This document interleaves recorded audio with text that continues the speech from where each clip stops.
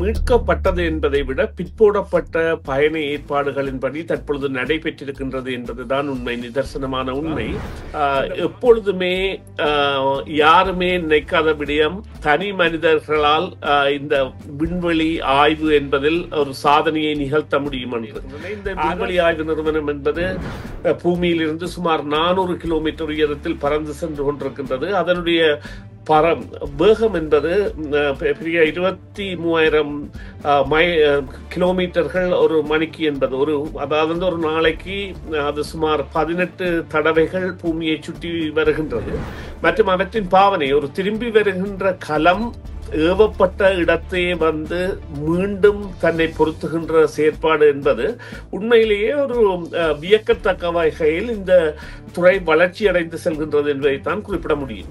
செய்மதி மூலமான ஸ்டார்லிங் மூலமான இந்த இன்டர்நெட் பாவனையை கொண்டு வருவது என்பது பலத்த மாற்றத்தை ஏற்படுத்த போகின்றது. ஒன்டாரியோ கூட சுமார் $100 மில்லியன் சில பின்தங்கிய பிரதேசங்களுக்கு ஸ்டார்லிங் மூலமாக சேவையை கொடுப்பதற்கான முயற்சியில் ஈடுபட்டுள்ளது. இது என்னத்தை காட்டுகின்றது என்று சொன்னால், ஒரு தனி மனித வளர்ச்சி எவ்வாறு இந்த கட்டுப்பாட்டிற்கு நீங்கள் குறிப்பிட்ட விடயத்தை இவ்வாறு கூறலாம், கட்டுப்பாட்டிற்கு கொண்டு வந்திருக்கின்றது என்பது ஒரு உண்மையான விடயம். என்னன்னு சொன்னால், இன்று பென்டகான் கூட, அமெரிக்காவின் பென்டகான் கூட தங்களது செய்மதிகளை அனுப்புவதற்கு இவருடைய இந்த ஈலான் மாஸ்க் அவர்களுடைய ஸ்பேஸ் எக்ஸ் என்கின்ற நிறுவனத்தை நாடி இருப்பது அல்லது சார்ந்திருப்பது என்பது மிகவும் ஆபத்தான ஒன்று.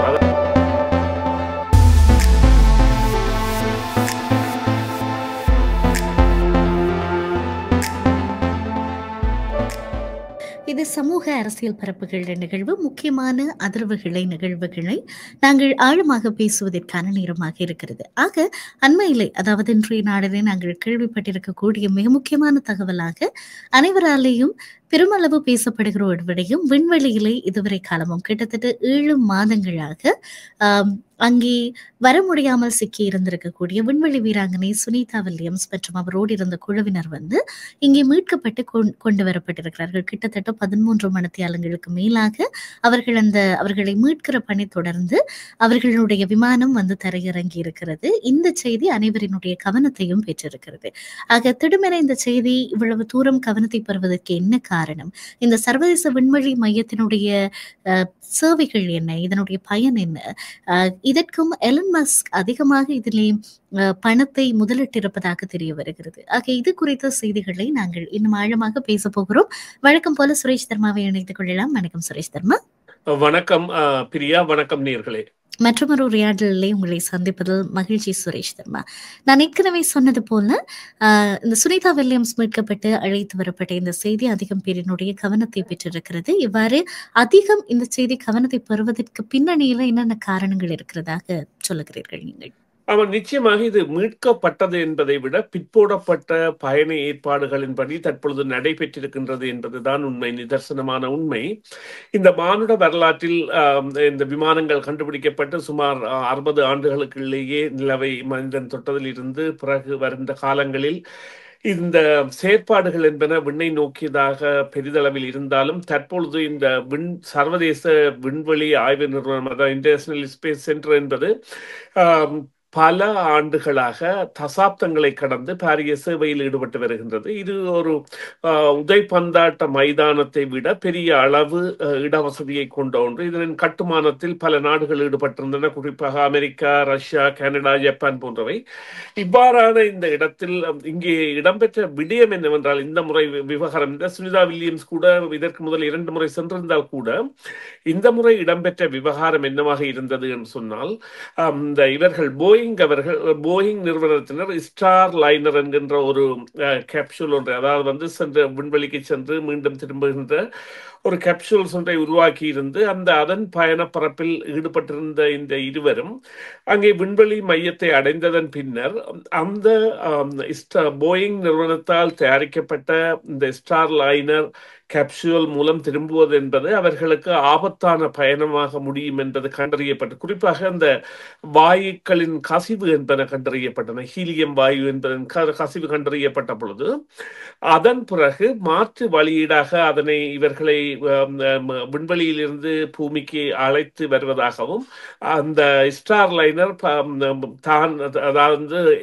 ஆட்களற்றதாக திரும்புவதாகவும் அந்த திட்டம் மேற்கொள்ளப்பட்டு ஸ்டார் லைனர் திரும்பிய பிறகு இவர்களை இந்த பூமிக்கு கொண்டு வருவதற்கான திட்டத்தில் நீங்கள் குறிப்பிட்டது போல இலான் மாஸ்க் அவர்களுடைய கம்பெனியின் சேவை கூட பெறப்பட்டிருந்தது. அவர்கள் தான் இப்பொழுது கொண்டு வந்திருக்கின்றார்கள். எனவே இவ்வாறு பல தடவைகள் தடங்களுக்கு உட்பட்டபடியால் இது இவர்களுடைய திரும்புதல் குறித்த கேள்வி என்பது பல ஐயங்களை உடையதாக இருந்தது. இப்பொழுது நாசா இது ஒரு கொடுக்கப்பட்டு அந்த இன்டர்நேஷனல் ஸ்பேஸ் சென்டரின் கட்டளை பீடாதிபதியாக கூட சுனிதா வில்லியம் அவர்களை வைத்து சில ஆய்வுகளை தொடர்ச்சியாக மேற்கொண்டு வந்தார்கள் அந்த இவர்கள் அங்கே இருந்த காலத்தில். ஆனால் இவர்களுடைய பயணம் என்பது அவ்வாறு திட்டமிடப்பட்டதல்ல. சாதாரணமாக ஒரு 8 நாட்களில் திரும்புவதாக திட்டமிடப்பட்ட பயணம் அது சாத்தியப்படாமல் சென்றபடியால் தான் இவ்வாறான ஒரு இந்த சர்வதேச முக்கியத்துவத்தை பெற்றிருந்தது. ஏனென்றால் எப்பொழுதுமே யாருமே நினைக்காத விடயம் தனி மனிதர்களால் இந்த விண்வெளி ஆய்வு என்பதில் ஒரு சாதனையை நிகழ்த்த முடியும் என்று. அரச நிறுவனங்களின் கட்டுப்பாட்டுக்கு உட்பட்டதாக அல்லது அரசுகளின் கட்டுப்பாட்டுக்கு உட்பட்டதாக இருந்த விண்வெளி ஆய்வு என்பது ஒரு சாதாரண மனிதனால், அதாவது ஈலன் மாஸ்க் அவர்களால் இப்பொழுது சுமார் குறிப்பாக ஒரு 10-15 ஆண்டுகளுக்கு முதல், அதாவது அவர் தன்னுடைய $300 மில்லியன் பெறுமதியான சொத்துக்களை வைத்திருந்த ஒரு காலத்தில் அந்த பேபால் மற்றது இன்னும் 2 நிறுவனங்களாக இருக்க வேண்டும், அவ்வாறான நிறுவனங்களை வைத்திருந்த பொழுது தனது பெறுமதியில் 1/3 பகுதியை இதற்காக செலவழித்து இவ்வாறான ஒரு விண்வெளி முயற்சிக்கு தனி மனித முயற்சியை எடுத்த பொழுது பலரும் அதை நம்பவில்லை. ஆனால் அது இப்பொழுது சாதனைகளை கடந்து அரசாங்கத்தின் திட்டங்களையே நிறைவேற்றுவதாக மாறி இருக்கின்றது. அதன் வளர்ச்சி என்பது உண்மையிலேயே நாசா போன்ற அமைப்புகள் எல்லாம் பாரிய செலவுகளை மேற்கொண்டு ஒரு விண்வெளி ஓடத்தை அமைப்பதாக இருக்கட்டும். இதற்கு முன்னர் எல்லாம் இப்படி இந்த கேப்சூல்ஸுக்கு முதல் சென்று திரும்புகின்ற அளவிலேயே விண்வெளி ஓடங்கள் இருந்திருந்தன. அந்த கல்பனா சாவல் அவர்களுடைய மரணத்தில் அவர் உட்பட 7 அல்லது 8 பேர் மரணித்திருக்க வேண்டும். அதன் பின்னர் அதன் பாவனை என்பது விடப்பட்டிருந்தது.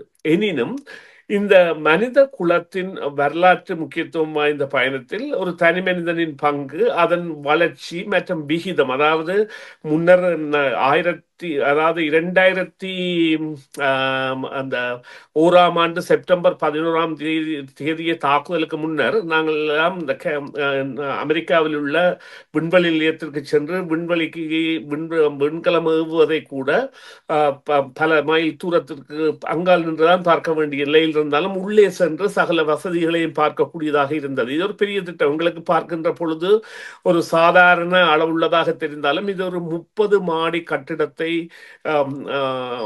உயரமான அளவுடையது. அதனை அவர்கள் தயாரிக்கின்ற இடத்தில் இருந்து ஏவுகின்ற இடத்திற்கு கொண்டு வருவது, ஏவுகின்ற இடத்தில் இருந்து எவ்வாறு அவர்களுடைய உறவினர்கள் கூட பார்ப்பதானால் சுமார் 2 கிலோமீட்டருக்கு அங்கால் உள்ள பார்வை இடத்தில் இருந்தான் பார்க்க வேண்டும். அதற்கு முதல் அந்த ஏவுகணை அல்லது விண்வெளி கலம் என்பது ஏவப்படும் முதல் கடலில் எந்த ஒரு கலத்தை நிற்காமல் அந்த விமானப்படை உலங்குவானத்தைகள் அவையெல்லாம் விரட்டிய பிறகுதான் இவ்வாறான ஏவுகணை ஏவுதல் என்பது இடம்பெறும். இப்பொழுது அவையெல்லாம் இந்த பாரம்பரியத்தை மாறி இப்பொழுது நிச்சயமாக கெனடி ஸ்பேஸ் சென்டர் என்பது கட்டுப்பாட்டுகள் கொண்டு வரப்பட்டு இப்பொழுது அந்த 2001 முன்னர் பார்வையாளர்கள் சென்று நெருக்கமாக பார்வையிடுகின்ற போன்று பார்வையிட முடியாத பொழுதும் இப்பொழுதைய வளர்ச்சி என்பது அதீதமானது. இவர்கள் அந்த ஸ்பேஸ் எக்ஸ் என்றது நிறுவனம் தங்களுடைய கேப்சூலை கொண்டு வந்து ஏவிய தளத்திலேயே இறக்குகின்ற அளவிற்கு வளர்ச்சி அடைந்திருக்கின்றார்கள். எனவே இது இப்பொழுது பெற்ற அந்த பிரபல்யம் என்பது எவ்வாறு குறிப்பிடலாம் என்றால், அசட்டை இனம் அல்லது குறிப்பிட்ட திட்டங்களில் காலக்குறைவு அல்லது கவலை இனம் காரணமாக அவை தவிர்க்கப்பட்டது போன்றவைதான் இவர்களுடைய வருகை குறித்த ஒரு பிரமாதத்தை ஏற்படுத்தி இருக்கின்றது. ஆனால் விண்வெளிக்கான பயணங்கள் தொடர்ந்து கொண்டே இருக்கின்றன. இந்த விண்வெளி ஆய்வு நிறுவனம் என்பது பூமியிலிருந்து சுமார் 400 கிலோமீட்டர் உயரத்தில் பறந்து சென்று கொண்டிருக்கின்றது. அதனுடைய பர வேகம் என்பது பெரிய 23,000 கிலோமீட்டர்கள் ஒரு மணிக்கு என்பது அதாவது வந்து ஒரு நாளைக்கு அது சுமார் 18 தடவைகள் பூமியை சுற்றி வருகின்றது. இதனை இங்கே டொரண்டோவில் இருப்பவர்கள் கூட பார்க்கலாம். எவ்வாறு சொன்னால் ISS என்ற அந்த இன்டர்நேஷனல் ஸ்பேஸ் சென்டர் ரூட்ஸ் என்று பார்த்தால் அதற்குரிய இணையதளம் எப்போது டொரண்டோவை கடந்து செல்லும் அல்லது இவர்கள் இருக்கின்ற மக்கள் இருக்கின்ற பகுதிகள் தங்களுடைய பகுதியை கடந்து செல்லும் என்கின்ற நாள் நேரம் எல்லாத்தையும் பார்க்கலாம். அது ஒரு விரைவாக பயணம் செய்கின்ற ஒரு பார்ப்பதற்கு ஒரு அதிசயமாக இருக்கும். அதனைத்தான் உங்களுடைய அந்த கேள்விக்கான சுருக்கமான பதிலாக கூற முடியும். நிச்சயமாக. ஆக இந்த சர்வதேச விண்வெளி மையத்தினுடைய பணிதான் என்ன, அதனுடைய பயன்பாடு தான் என்ன, நிறைய சேவைகளை அது ஆற்றிக்கொண்டிருக்கிறது, அது பற்றி எங்களுக்கு விளக்கமாக சொல்ல முடியுமா? ஆமா, அதாவது வந்து மனித குலத்தின் அதாவது பிரதிமைகள் அல்லது மனித வளம் எவ்வாறு பூமியில் உள்ள கனிமங்களை கண்டறிதல் மற்றும் விண்வெளி ஆய்வுகளை அல்லது விண்ணோக்கிய பயணங்களில் மேலும் இதர கோள்களை அடைவதற்கான முயற்சிகளில் ஈடுபடுதல் போன்றவற்றிற்கான முயற்சிகளையும் மற்றும் குறிப்பாக காலநிலைகள் மற்றும் அதாவது வந்து இயற்கையின் வடிவங்கள் பயிற்சிகை போன்றவை தெரிவுள்ள இடங்கள் போன்ற இவையெல்லாம் சாதாரணமாக எடுக்கப்பட்டாலும் பல வேளைகளிலும் இவைகள் இந்த இராணுவ மற்றும் நாடுகளை கண்காணிக்கும் திட்டங்களையும் மற்றும் இந்த வானிலை போன்றவற்றில் ஏற்படுகின்ற மாற்றங்களை கண்காணிக்கின்ற திட்டங்களையும் கொண்டு செல்வதாகவும் இதற்கும் மேலாக இந்த பூமியை கடந்து மனிதன் வாழ முடியுமா என்கின்ற ஒரு திட்டத்தை கொண்டு செல்வதாகவும் அதே நேரம் பூமியில் இருக்கின்ற சில நடைமுறைகள் அங்கே எவ்வாறு இருக்கும் என்பதை கண்டறிவதாகவும் அங்கே என்னென்று சொன்னால் ஈர்ப்பு சக்தி இல்லாத ஒரு இடத்தில் எவ்வாறு இருக்கும் என்று இப்பொழுது கடைசியாக இவர்கள் இருந்த பொழுது எவ்வாறு ஒரு விதை அதனை ஒரு விதைக்கப்படுகின்ற பொழுது அது கீழ் நோக்கி மண் நோக்கி செல்கின்றதோ அதே போன்று ஒரு ஈர்ப்பில்லாத இடத்தில் அந்த விதை என்பது எவ்வாறு முளைக்கும் போன்ற திட்டங்களை எல்லாம் ஆராய்ந்து அதற்குரிய அந்த எவ்வாறு அது நடைபெறுகின்றது என்பதை கண்டுபிடிப்பதற்கான நடவடிக்கைகள் போன்றவற்றைத்தான் பெரிதும் செய்வார்கள். இவ்வாறு கூறலாம், 70-75% மேற்பட்டவை மானிட குலத்தின் நன்மைக்கான திட்டங்களாகவும் மானிட குலத்தின் எதிர்காலத்திற்காக எவ்வாறு இந்த பயன்படாத இடங்கள் அல்லது பயன்படாத பொருட்கள் அது போன்றவற்றை எல்லாம் பயன்படுத்தலாம் என்பது குறித்த ஆய்வுகளை மேற்கொள்வதாகவும் மிகுதி இதர நாடுகளின் செயற்பாடுகள் போன்றவற்றை கண்காணிப்பதாக கூட இருக்கலாம் என்றால் இப்பொழுது இன்னும் ஒரு விமான இவ்வாறு இந்த இன்டர்நேஷனல் ஸ்பேஸ் சென்டரை போன்று சீனாவும் ஒன்றை கட்டி இருக்கின்றது. அது கடந்த சில வருடங்களுக்கு முன்னர் தான் அதனை செய்திருந்தது. எனவே இப்பொழுது 2 இவ்வாறான நிலையங்கள் இருக்கின்றன. இதில் முக்கியமானது இந்த செவ்வாய் நோக்கிய பயணம் என்பதை பலரும் கருத்தில் கொண்டிருந்தாலும் செவ்வாய் கிரகம் என்பது சுமார் 54 மில்லியன் மைல்கள் தொலைவில் உள்ள ஒரு செவ்வாய் கிரகத்திற்கு இவ்வாறு மனிதர்கள் அல்லது மானுட குலம் சென்று வாழ்வதற்கான நிலைமை ஏற்படுமா என்றால் அதற்கான சாத்தியங்கள் இல்லை. ஆனால் இவ்வாறான பரிச்சாத்த முயற்சிகளை மனிதன் அங்கே சென்று ஒரு பரிச்சாத்த முயற்சியில் ஈடுபடுவது என்பது கூட மானிடவியலுக்கு ஒரு சாதாரண நிலையிலிருந்து ஒரு புரட்சிகரமாக மாற்றிய நிலைமையை கொண்டு வரும். அவ்வாறான செயற்பாடுகளை மேற்கொள்ளலாம். ஆனால் இங்கே குறிப்பிடப்பட வேண்டிய விடயம் என்னவென்று சொன்னால் அந்த இயற்கை பிரபஞ்சம் மற்றும் இந்த ஒவ்வொரு கிரகங்களின் நிலை போன்றவையெல்லாம் அவற்றுக்கு ஏற்ற சூழ்நிலையில் அவை இறைவனாலோ அல்லது இயற்கையாலோ படைக்கப்பட்டதாக இருக்கின்றது. இப்பொழுது குறிப்பாக பார்த்தீர்கள் நிலவு என்பது சுமார் 3,89,000 கிலோமீட்டர்கள் தூரத்தில் இருக்கின்ற நிலவில் அது அமாவாசை என்கின்ற முழு நிலவு மறைக்கப்படுகின்ற பொழுதோ அல்லது பௌர்ணமி என்கின்ற முழு நிலவு தெரிகின்ற பொழுதோ ஏற்படுகின்ற கடல் அழுத்தங்களோ அல்லது மிருகங்களிடையே சில வேளைகளில் அது மனிதர்களுக்கு கூட பாதிப்புகளை அழுத்தங்களை ஏற்படுத்துவதான கருத்தியல் கூட உண்டு. இவ்வாறான நிலையில் அங்கே சென்று வசிப்பது என்பது சாதாரண நடைமுறையில் சாத்தியமில்லாத ஒன்றாக இருந்தாலும் சில வேளைகளில் எதிர்காலத்தில் இந்த விரைவு பயணங்கள் அதிவிரைவு பயணங்கள் மேற்கொள்ளக்கூடிய எரிபொருட்கள் குறிப்பாக இந்த அணு சக்தியின் பயன்பாடு போன்றவை எல்லாம் பெறப்பட்டு சில மாதிரி நடவடிக்கைகளை மேற்கொள்ளலாம் அங்கே சென்று. ஆனால் அங்கே அது இதற்கு நடைமுறையோ அல்லது வாழ்க்கைக்குரிய சாத்தியங்களோ இதகம் இல்லை. அங்கே இவர்கள் அதற்கான கூடாரங்களை இவ்வாறு இந்த விண்வெளி ஓடம் அமைக்கப்பட்டதோ அவ்வாறான ஒரு நிலைமையைத்தான் அங்கே அவர்கள் செய்து அதன் உள்ளே தான் வாழ வேண்டிய நிலைமை இருந்தாலும் இது நிச்சயமாக மானிட குலத்தின் வளர்ச்சியில் பாரிய பங்கை வகித்ததாக 1969 நிலவில் மனிதன் கால் வைத்த என்கின்ற ஒரு பெரிய சாதனை கருத்தியலில் கொண்டது போல இப்பொழுது அதன் அடுத்த கட்ட பயணத்தை நோக்கி செல்கின்ற பயணத்தில் தனி மனிதனின் பங்களிப்பு பெரிதாக இருக்கின்றது. அதாவது ஒரு பெரிய பணக்காரனாக இருப்பது என்பது வேறு, தனது பணத்தை இவ்வாறான நிலைக்கு செலவழித்து இன்னொரு கட்டத்திற்கு கொண்டு செல்வதற்கான முயற்சியில் வெற்றி பெற்றிருப்பதும் அங்கே செல்கின்ற கலங்களின் பாவனை என்பதை அதாவது அதன் அளவு திறனையும் குறைத்து மற்றும் அவற்றின் பாவனை ஒரு திரும்பி வருகின்ற கலம் ஏவப்பட்ட இடத்தையே வந்து மீண்டும் தன்னை பொருத்துகின்ற செயற்பாடு என்பது உண்மையிலேயே ஒரு வியக்கத்தக்க வகையில் இந்த துறை வளர்ச்சி அடைந்து செல்கின்றது என்பதைத்தான் குறிப்பிட முடியும். நிச்சயமாக. ஆக அடிக்கடி நாங்கள் பேசுகிற போது எலன் மஸ்க் குறித்த பேச்சு அங்கே வருகிறது. இது ஒரு விதத்தில் நன்மையாக இருந்தாலும் ஒரு தனி மனிதர் உலகத்திலேயே வான்பரப்பு தான் மிக வல்லமை கூடியது. யாருடைய கையிலே அதனுடைய கட்டுப்பாடு இருக்கிறதோ இல்லாவிட்டால் யார் அதற்குள்ளே அதிகமாக ஆதிக்கம் செலுத்துகிறார்களோ அவர்களினுடைய பலம் என்பது அதிகமாக இருக்கும் அங்கே. ஆக எலன் மஸ்க் என்கிற ஒருவரினுடைய இந்த பங்களிப்பு என்பதை நீங்கள் எப்படி பார்க்கிறீர்கள்? ஒரு தனி மனித பங்களிப்பு என்பது ஒரு நல்ல குறிகாட்டியா இல்லாவிட்டால் ஆரோக்கியமற்ற குறிகாட்டியா? இல்லை, இது அரசுகளுக்கான விழுக்காடு. அரசுகள் செய்ய தயங்கியதை அல்ல அரசுகள் செய்கின்ற பொழுது 10 மடங்காக செலவுகள் இருந்ததை ஒரு தனி மனிதன் அதன் செலவுகளை 10ல் 1 மடங்காக குறைத்து, நான் நினைக்கின்றேன் அவர் முதல் அனுப்பிய இந்த கலம் ஃபால்கன் 1 என்கின்ற ஒரு கலம் தான் அனுப்பப்பட்ட பொழுதும் அதன் பிறகு கலங்கள் அனுப்பப்பட்ட பொழுதும் பெறப்பட்ட தோல்விகள் என்பன பெரிதாக இருந்தன. சுமார் 12 முயற்சிகள் தோல்வி அடைந்ததாகவும் இவரது கம்பெனி, அதாவது வந்து இவருடைய இந்த ஸ்பேஸ் எக்ஸ் தான் இவருடைய கம்பெனியின் பெயர், அந்த கம்பெனி என்பது தனது நிலைப்பாட்டில் அல்லது தனது முதலீட்டு நிலைமையிலிருந்து விழக்கூடிய நிலைமையில் இருந்தது. ஆனால் இன்று அது மாறி இப்பொழுது இவ்வாறு பாருங்கள், ஸ்டார் லிங்க் என்கின்ற தங்களுடைய செய்மதி தொடர்புகள், அதாவது வந்து நாங்கள் பெறுகின்ற செய்மதி தொடர்பை விட பல மடங்கு சக்தி வாய்ந்த செய்மதி தொடர்புகளை உலகெங்கும் விநியோகிக்கக்கூடியதாக, அதாவது வந்து மின்சார கட்டுமானங்கள் இல்லாத அல்லது இந்த பாரிய பின்னடைந்த பிரதேசங்கள் என்று குறிப்பிடக்கூடிய இடங்களில் கூட இன்டர்நெட் பாவனை, அதாவது வந்து செய்மதி மூலமான ஸ்டார்லிங் மூலமான இந்த இன்டர்நெட் பாவனையை கொண்டு வருவது என்பது பலத்த மாற்றத்தை ஏற்படுத்த போகின்றது. ஒன்டாரியோ கூட சுமார் $100 மில்லியன்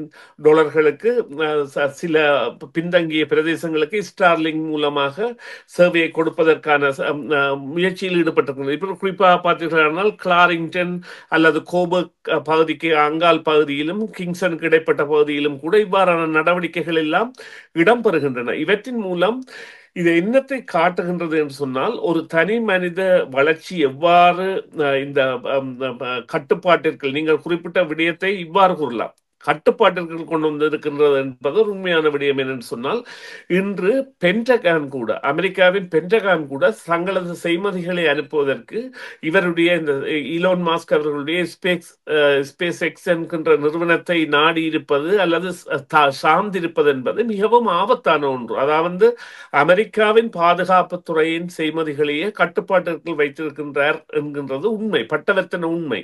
அதே போன்று எந்த ஒரு நிறுவனங்களும் தங்களுடைய செய்மதிகளை அனுப்புவதற்காகவும், தங்களுடைய செய்மதிகளே 4000ற்கு மேல் இவர்கள் அனுப்பி வைத்திருக்கின்றார்கள். அதன் மூலம்தான் இந்த நான் குறிப்பிட்ட இந்த ஸ்டார்லிங் போன்ற செய்மதிகள் எல்லாம் அந்த எல்லாம் கொடுக்கப்படுகின்றன. எனவே ஆம், இது ஒரு அதாவது மனித குலத்தை பொறுத்தவரையில் அல்லது நாடுகளை பொறுத்தவரையில் நிச்சயமாக ஒரு ஆரோக்கியமான விடயம் அல்ல. ஆனால் அதற்காக அவரால் தனித்து எதையும் செய்ய முடியாத அளவிற்கு அதற்கான கட்டுப்பாடுகள் சிலது கூட இருக்கின்றன. அவர் ஒரு தென்னாப்பிரிக்க நாட்டில் பிறந்த பிரஜை, கனேடிய குடியுரிமை, அவருக்கு 2 குடியுரிமைகள் இருக்கின்றன. அவர் தங்கியிருக்கின்ற நிறுவனத்தின் இயக்குனர் சபை இருக்கின்றது. இயக்குனர் சபையின் மேலாக முதலீட்டாளர்கள் இருக்கின்றார்கள். எனவே அவ்வாறான இத்தியாதிகள் எல்லாம் அவரை சில வேளைகளில் ஒரு குறித்த கட்டுப்பாட்டிற்குள் வைத்திருக்கலாம். இருந்த பொழுதிலும் ஒரு அதி உச்ச வெற்றி பெற்ற மனிதனாக இருக்கின்றார் என்பதில் இரண்டாம் கருத்தில்லை. எந்த விவகாரத்தில் என்றால் விண்வெளி நோக்கி மனிதன் செல்வது அல்லது விண்வெளி பயண வரலாற்றை மாற்றி அமைத்தது. இந்த விண்வெளி பயணம் என்பதை நீங்கள் ஒரு விடயத்தை கவனிக்க வேண்டும். நாங்கள் இந்த சுனிதா வில்லியம்ஸ் அல்லது மற்ற எந்த ஒரு விண்வெளி வீரர்களையும் நாங்கள் சாதாரணமாக அவர்கள் சென்று வருகின்றார்கள் என்று கடந்து விடுகின்றோம். ஆனால் உண்மை என்னவென்று சொன்னால் அவர்கள் தற்கொடையாளர்கள். அதாவது மனித குலத்தின் வளர்ச்சிக்காக தங்களை தற்கொலை செய்யக்கூடிய நிலையில் செல்கின்றவர்கள் ஏனென்றால் ஒரு சிறிய நொடி பொழுது ஒரு விபத்து இடம்பெற்றால் கூட அனைவருமே இறந்து விடுவார்கள். இப்பொழுது நீங்கள் கெனடி ஸ்பேஸ் சென்டர் போனீர்கள் என்றால் அங்கே தீயணைப்பு வாகனம் என்று ஒன்று இருக்கின்றது. அந்த வாகனம் என்பது ஒரு கவச வாகனம். அந்த கவச வாகனம் நிற்கின்ற இடம் இந்த ஏவுகு தளத்தில் இருந்து சுமார் 2 கிலோமீட்டருக்கு அங்கால் நிற்கும். ஆனால் அதன் வேகம் 45 கிலோமீட்டர் தான் அதிவேகம். என்றால் அவ்வளவு பாரமான வாகனம் என்றால் எரிகின்ற வாயுக்கள் வர வேண்டும் என்பதற்காக. ஆனால் வருவார்கள் என்றால் வரமாட்டார்கள். எனவே இந்த பயணத்தில் மேற்கொள்பவர்கள் அந்த பயண கலங்களிலோ அல்லது ஏவும் பொழுதோ அல்லது திரும்பும் பொழுதோ மரணிக்கக்கூடிய மரணத்தை ஏற்றவர்களாக செல்கின்றார்கள். அது கூட அவர்கள் மானிடத்திற்கு செய்கின்ற தியாகமாக அவர்கள் மதிக்கப்பட வேண்டியவர்கள், பலமாக மதிக்கப்பட வேண்டியவர்கள். ஏனென்றால் தெரிந்து கொண்டே செல்கின்றவர்கள் என்றால் எப்பொழுதும் அவர்களுக்கு மரணம் என்பது ஏற்படலாம் என்பதுதான் இங்கு உள்ள ஒரு ஆபத்தான பொறிமுறை. ஆனால் தற்போதைய நிலையில் அதற்குரிய சாத்தியக்கூறுகள் மிகவும் குறைந்திருக்கின்றன. இதில் பலியானவர்கள் பலருடைய வரலாறு நாங்கள் பார்த்திருக்கின்றோம். அதனைத்தான் கூற முடியும். நிச்சயமாக மிக்க நன்றி சுரேஷ் தர்மா. இந்த கேள்விப்பட்டிருக்கக்கூடிய இந்த செய்தி தொடர்பாக நிறைய விடயங்களை எங்களோடு பகிர்ந்து கொண்டிருந்தீர்கள்.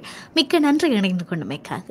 நன்றி பிரியா. நன்றி நேயர்களே. மீண்டும் ஒரு பொழுதில் சந்திப்போம். சிஎம்ஆர் யூடியூப் சேனலில் இணைந்திருக்கும் நேர்கள் அனைவருக்கும் எமது நன்றி. காமெண்ட்ஸ் பகுதியில் உங்கள் கருத்துக்களை தெரிவிக்க தவறாதீர்கள். முக்கிய செய்திகள், காணொளி தொகுப்புகள், நேர்காணல் என பலதரப்பட்ட அம்சங்களையும் உங்களுக்காக தருகின்றது சிஎம்ஆர் யூடியூப் சேனல்.